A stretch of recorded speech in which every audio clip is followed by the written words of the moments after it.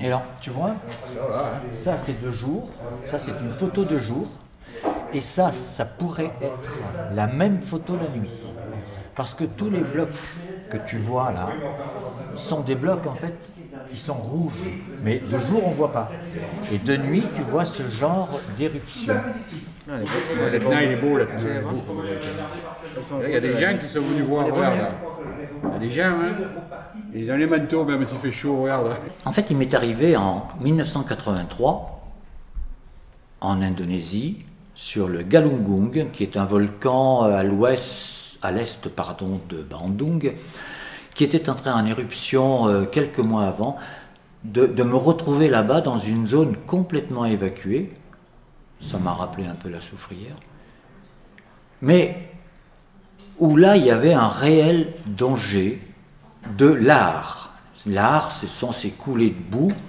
La boue, elle provient d'où? Elle provient d'un volcan qui s'était réveillé au bout d'un certain nombre d'années de sommeil, je ne me rappelle plus, mais c'est de l'ordre de plusieurs centaines d'années, me semble-t-il, qui s'était réveillé, qui avait craché des quantités fantastiques de poussière, qui s'était donc déposée. La saison des pluies aidant, ça s'est transformé en coulées de boue. Ces coulées de boue qui coulent à des vitesses effroyables. Ça donne des véritables torrents de boue qui sont particulièrement dangereux pour les villages, qu'on appelle des lahars. C'est un terme indonésien.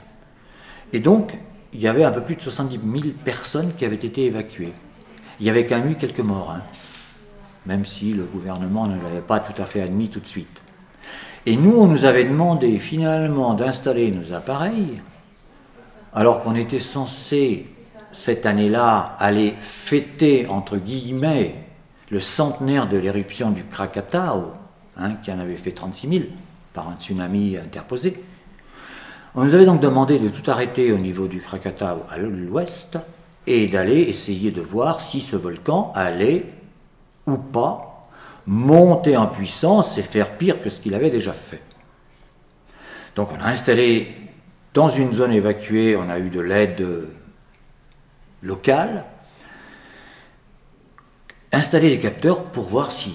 Mais alors, si vous voulez, le problème, c'est qu'on se retrouvait dans le cadre d'un volcan que l'on ne connaissait pas, avec des phénomènes... Alors, il y avait des sismologues avec nous, et il y avait nous. Et effectivement,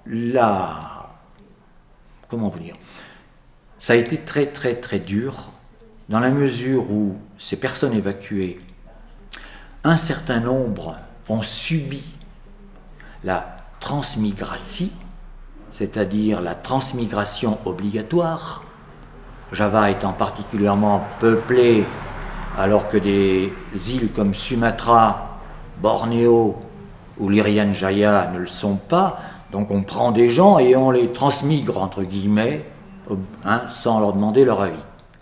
Déjà, c'était une situation dure à vivre. Deuxièmement, ceux qui étaient là, on les a mis dans des camps de toile, et les conditions de vie n'étaient pas terribles, c'est le moins qu'on puisse dire. Et en plus, ils avaient peur. Ils avaient peur parce que, voilà, ce volcan, ils ne l'avaient jamais connu en activité, et d'un coup d'un seul, il se réveille avec des torrents de boue, toutes les rizières détruites, enfin, etc.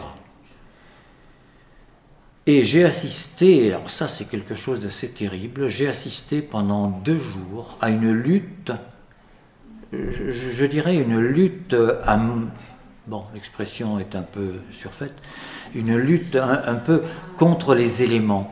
Il y avait des rangées d'une dizaine de bulldozers qui essayaient de créer des digues, nuit et jour, parce qu'un prochain lahar allait avoir lieu, et on savait qu'il allait couler dans ce vallon, et qu'il allait détruire, comme il avait déjà détruit plusieurs villages, qu'il allait détruire ce petit village dont j'ai oublié le nom.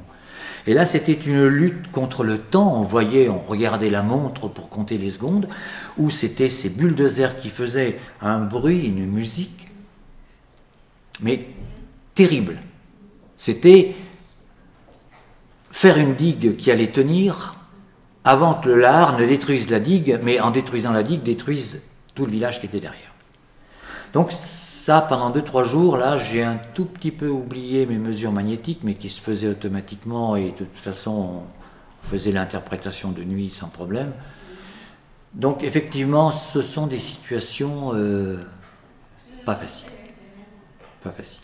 J'ai aussi assisté donc à cette évacuation de la Soufrière, où les gens qui tous étaient particulièrement pas aisés, disons, hein, avaient un petit jardinet, éventuellement une petite basse-cour, éventuellement un port, ben, ils ont tout perdu.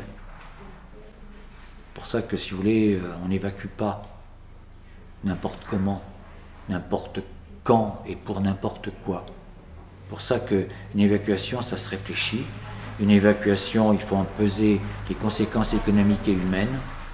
Et c'est pour cette raison que je garde, d'une part du Galunggung, mais d'autre part aussi de la Soufrière, que je garde quand même une impression assez désagréable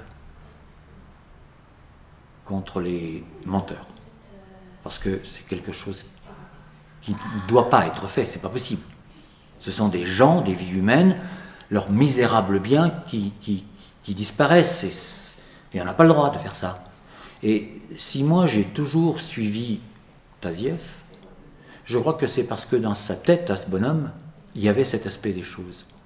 Faire de la science, d'accord, mais on est là au service, je dis bien, au service de la population.